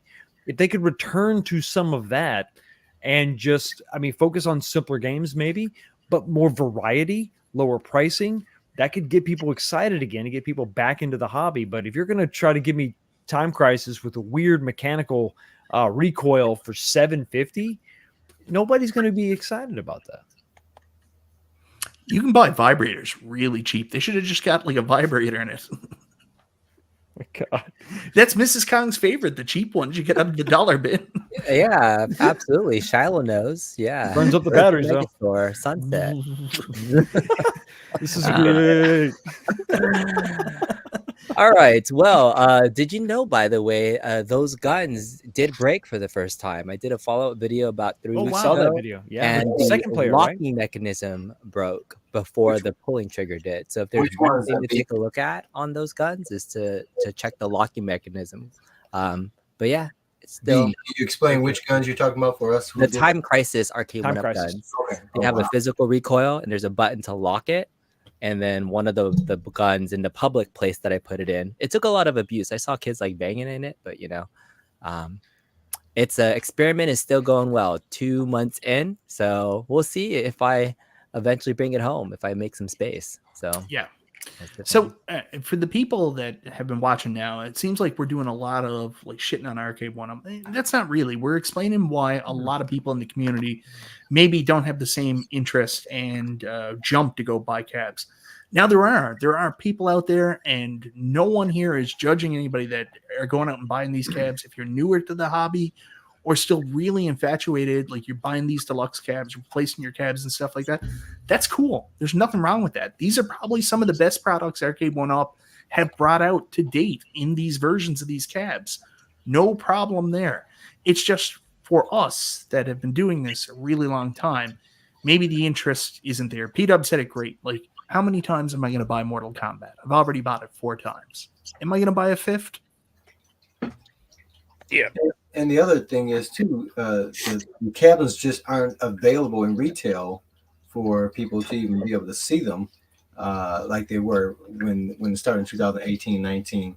They were at Walmart, they were at Best Buy, they were in a lot of physical stores. Now they're online, so you lose that opportunity. Even my local Sam's Club, I haven't seen a cabinet in there for months. Costco's really been at it though. I get people that place that have been like texting me pictures of their kids playing like the Star Wars pinball machine. Like, look, B, I found one. I'm like, yay! they're in public places now. I even saw like a nice display for the Infinity game board at the Costco too. So they I guess that was a big win for Arcade 1-Up. I think that was their probably biggest retailer win this year. That's probably gonna keep them alive through this holiday sale season, right? And Costco helps too because they assemble the actual cabinet so people can actually play it. Well, yeah. I mean, that's how you're going to grow your mainstream purchasers. I mean, like I love Pac-Man XL, great cab. You put that out there, let people actually play it and stuff like that. You're going to get some impulse buys, especially in Costco, because I went to Costco tonight to buy like some simple groceries and then left $400 later and said, "Life is fun. This is awesome." So normal. people get to spend more money at Costco, I guess. So, some people feel that over the last 5 years, this home arcade hobby has been an addiction for most of us. And speaking of addiction, Scott Parisi with a $2 super chat. Give me Michael B. Nicorette money so Michael B. can quit smoking because he's got 2 little kids at home. Mike, you shouldn't be smoking. Give it up, my dude. You gotta live forever. Come on. You gotta take care. You gotta be around forever for those little ones. That's a fair point, P-Dubs. And coming from you, Captain Iron Lung, I think. Well, you know how many butts I picked up in Cleveland? Oh, yeah. Hey, it cost us dearly. They weren't. It did. They were all from Biggie D. Biggie D. Yeah, he just it was Biggie D. One like butt freight he train. didn't pick up. It was one. The one. Yeah, but luckily no one got pregnant while we were in Cleveland. That we know And of. Speaking of pregnancy, $10 super chat from Michael Oh, B. wow. Or Deadly McMahon. Did you know smoking during pregnancy can harm the baby? We didn't smoke. We were actually quit smoking for 2 years before we started again. What happened Michael, was you're pregnant?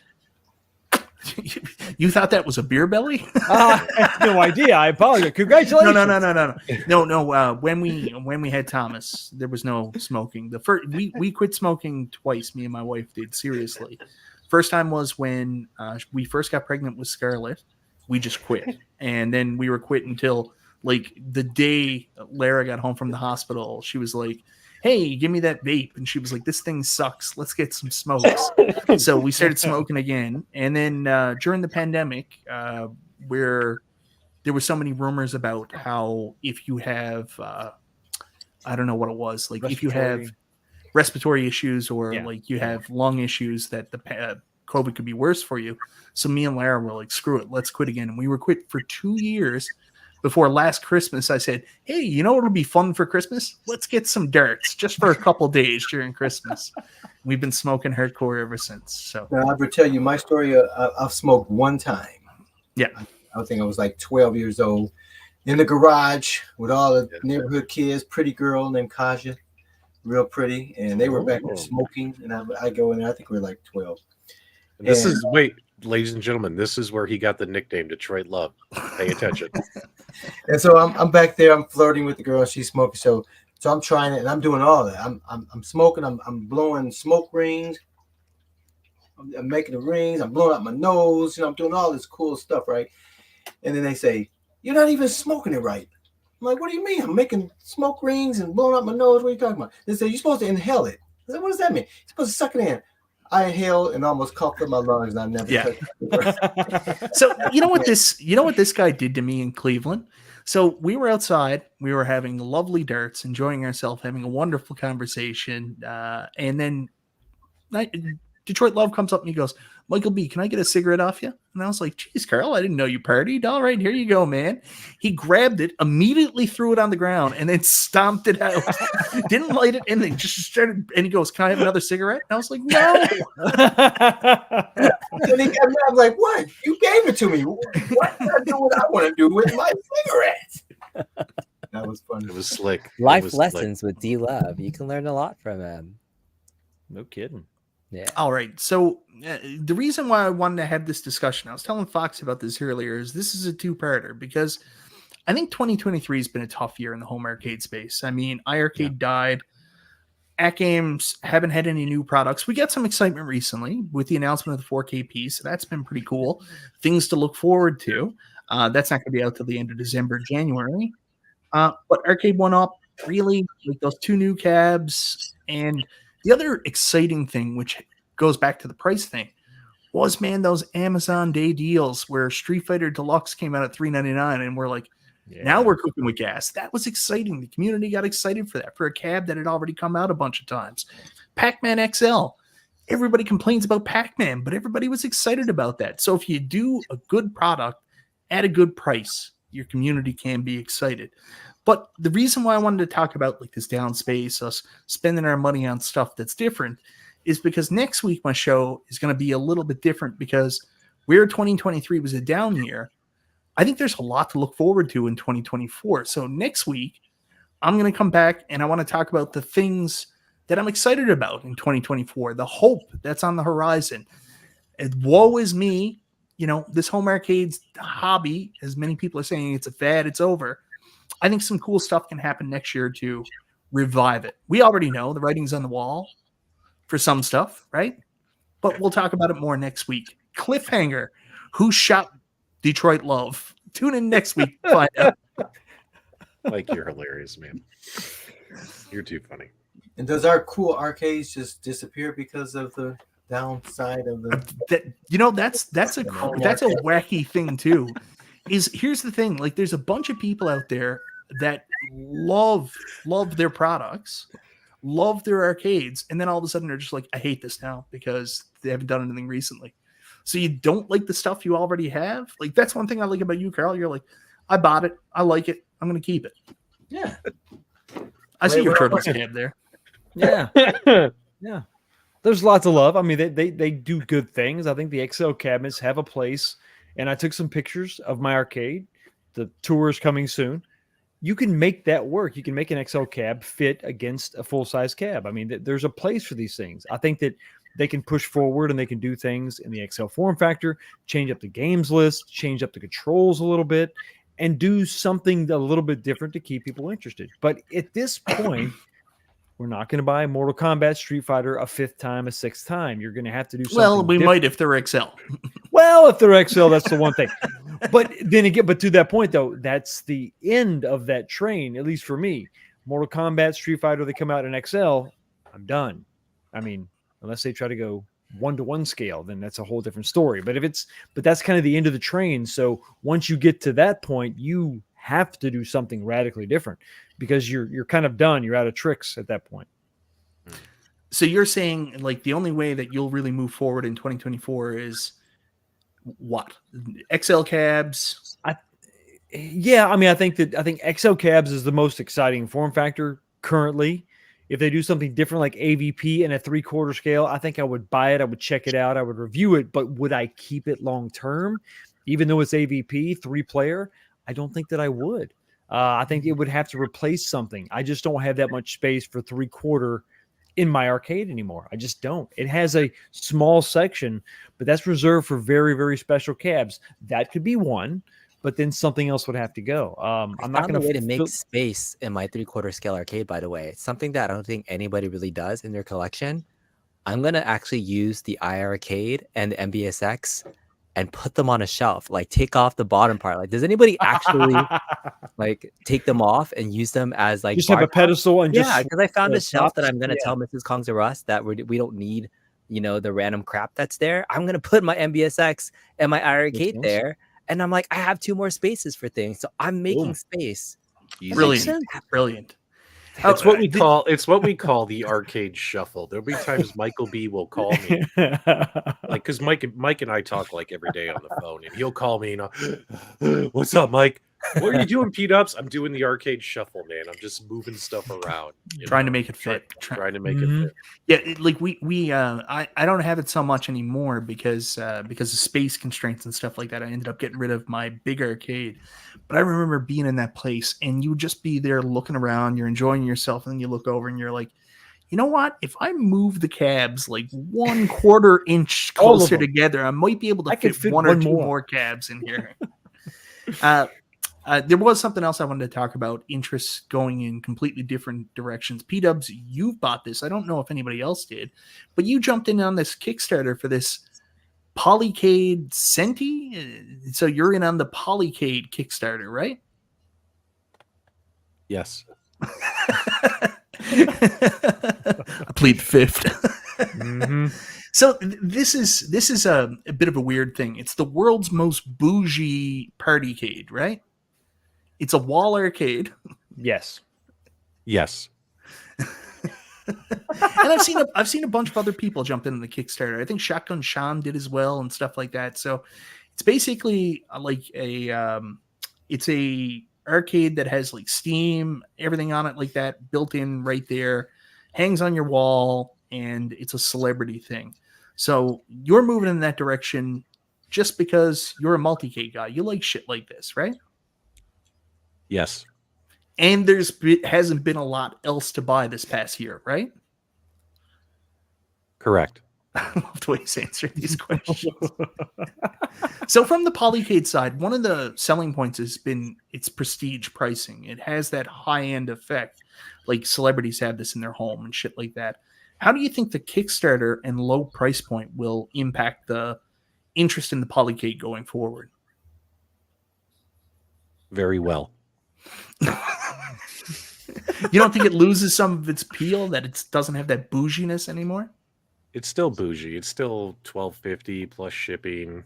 I mean, it's still going to be a $1,500 some investment plus people buying swappable control panels and stuff. So, Mhm. you know, I had Still one not guy, an every man's product. Yeah. yeah, not every man's part. I had one guy messaging me. He goes, P-Dubs, did you do the Kickstarter? And I was like, yeah. He goes, what'd you sign up for? I said, just the machine with the PC. Because if you get the machine without the PC, it's $9.99.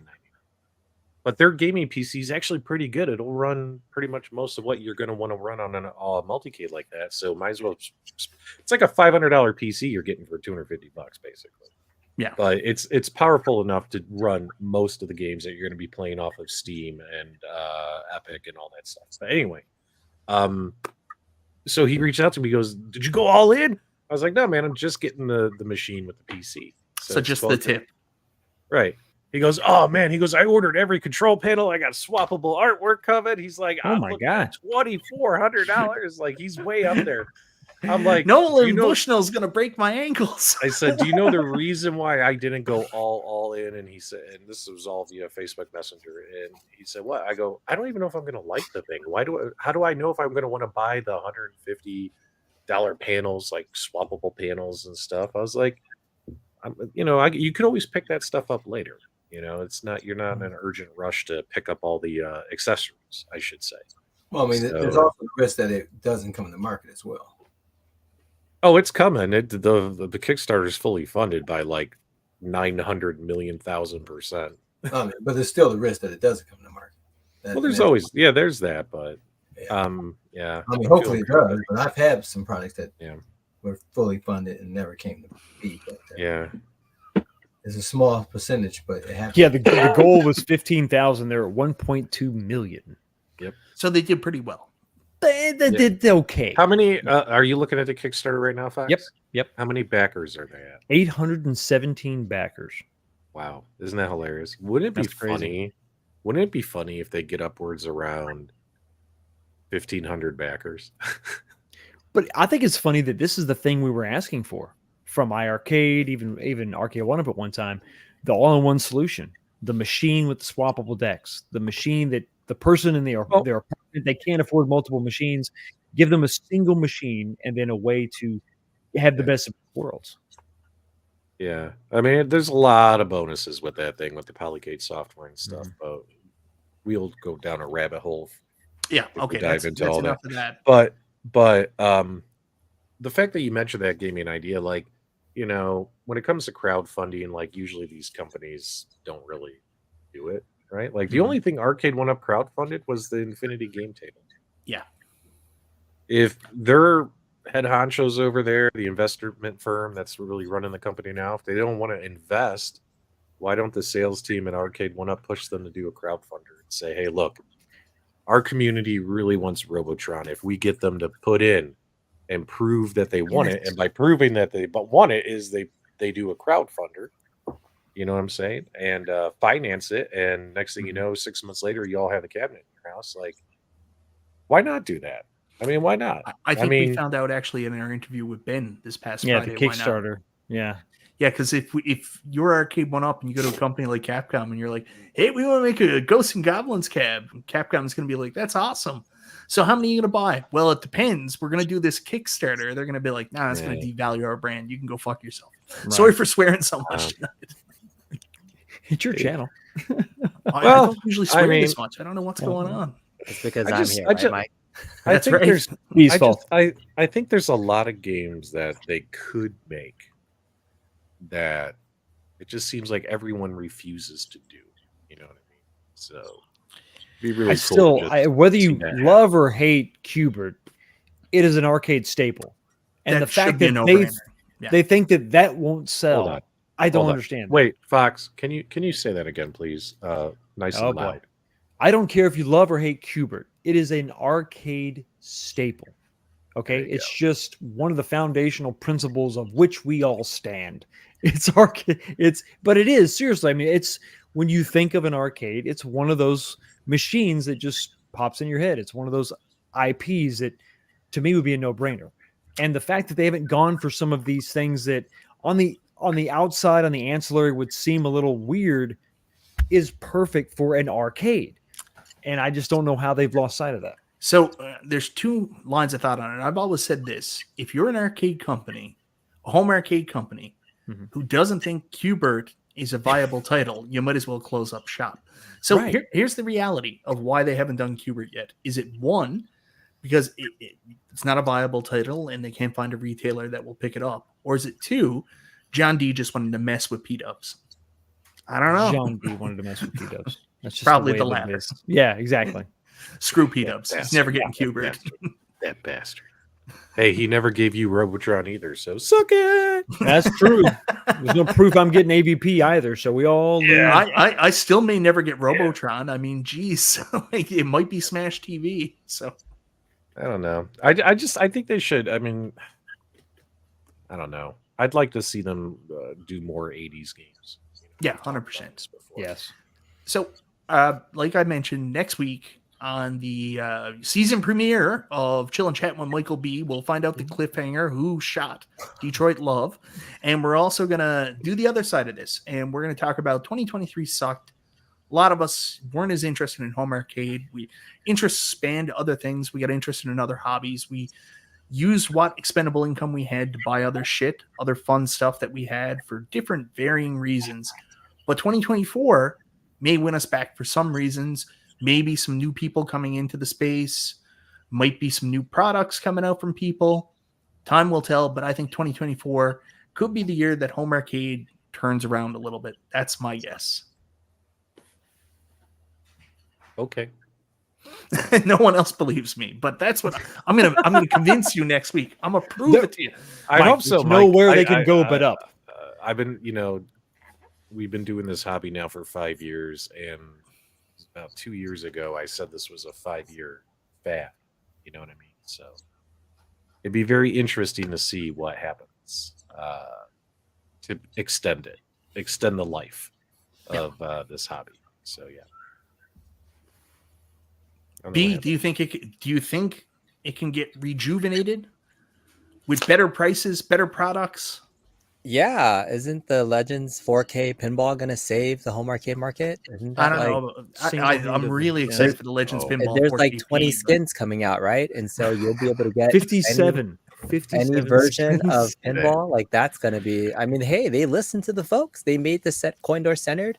Maybe they'll make everybody's favorite pinball machine. That could be the thing that brings people back to the home arcade market. $1,500. I think you're looking at that a little bit differently, because that's not the evolution of the At Games Legends pinball. That's the bougie version, the elite version of the Legends pinball. There's still going to be regular Legends pinball. At Games Racer is gonna come and save the world one more time. Oh, fingers crossed. Anyways, negative Nancy's. There were some super chat. There were some super chats here I did want to get to. I almost forgot. Jason, Little Alien, our moderator, throws out, are we going to end tonight's stream with a giveaway? I wouldn't want MG to feel bad for not losing another one. Thank you very much for the super chat, Jason. Let me think about that. Maybe next week we'll have to do the giveaway. I'll think of something to give away. You don't have to do it. You've already been too kind, man. And we've also got a $2 super chat here, $1.99 from Scott Parisi. P-Dubs has a sweet Qbert. Insert NB here. It is sexy, that is for sure. I love it. I don't know if we've resolved anything or not. I wanted to get to it, but this is what happens when you don't plan anything and then your stream craps out on you. Twice. And you just make do with what you can do going forward. Hopefully, guys, it was still fun to watch. Hopefully it wasn't just a bitch fest, but I think, we put some real information out there that these companies should pay attention to and really take into consideration on maybe if there's an effect on their sales numbers and different things like that. Maybe this is why, and maybe they don't give a shit because maybe they're like, maybe not, but selling Pac-Mans to everybody. I mean, I'll say this: I know AVP is one of my favorite games, but if you take that away from it, if you just look at what they did, if this product comes to market, they listen to us as far as a new game, a new control setup. I mean, they are listening. They are moving in that direction. I think it's positive. I think there is nowhere to go but up. I mean, 2 new releases, it's kind of easy to beat that. So it's possible. 2024 could absolutely be better. Is it going to save the whole hobby? The hobby doesn't need to be saved. The hobby has always existed. It's just a different form it has taken. The real arcades are still out there. Unico is helping us keep them alive with their monitors. RKO 1UP has been a great addition. It's been a low barrier of entry for everybody to come in, and we could all say, listen, go to Walmart, get this cab, and we can talk about it. If they drop off, I think somebody else is going to seize on this lost potential, because I think there's still potential there. There's still some roads left to travel. I know where you're going with this. I am picking up what you're putting down. I hope so. 2024 is the year of iconic arcade. Ladies and gentlemen, I'm calling it now. The path is clear. Iconic GameStop's arcade coming back. Jason, Jason has got another $5 super chat up there. P-Dubs, I don't know if you can bring it up. I don't have access to this stuff tonight. P-Dubs was kind enough to run this through a StreamYard. $5 super chat. That giveaway was from me, by the way. Certain Little Something is releasing this Friday. The most premium gift ever. So I don't know, Jason. I don't have my Discord up, but if you want to clarify what you want to do, just tell me, man. I don't know if you can write down Facebook something. It's code. No code. I'm not picking up what you're putting down. Just say what you want to do. My internet's crashing, Mike. You're going to have to wrap up the show here. Wrap it up, B. We'll do it. We'll have to do another time, Jason. Thank you so much, P-Dubs, for trying to save the shit show tonight. I appreciate it, man. And thank you so much, everybody, for making yourself available at late notice. It's been way too long since we did a big dumb stream like this, and I hope you guys had as much fun as I did. I had a great time. Thanks for having me on, Mike. I appreciate it. Always. It's fun. Yeah. I didn't sell anything on the show, so I think we're still good. You're supposed to sell something? Is he selling something? I don't know. I learned a life lesson with D-Love, so I'm happy. Yeah, never give him a cigarette because he Never will throw inhale. it on the ground. just never inhale. Master it. Just like my dreams. You gotta. Take a You should little have learned that from Marion Barry, man. Not inhaling. Oh, that's too funny. Okay, I'll have to roll the Super Game Room Dudes outro because I don't have any of your assets. You don't even need to roll an outro. Just wrap it up, B. Just Da, close it off. da, Good da, night, da, everybody. Shut her Thank you down. so much. Wait. Only Da, one man can end this da, stream da. the right way. Do it, Carl. Carl? Is he frozen? Carl? He's pretending he's frozen. This is something he does. Come on, give him until He's next good. time we see you on the web. Let's do it, Carl. All right, what show are we on? Where are we at? 19K Fox. Michael B's. No, sure. Yeah. Next level, Beacon. We will see you. All right, guys. Thank you for watching whatever show you're on. You know where you are. I don't. Until next time, we'll see you somewhere, hopefully on the web.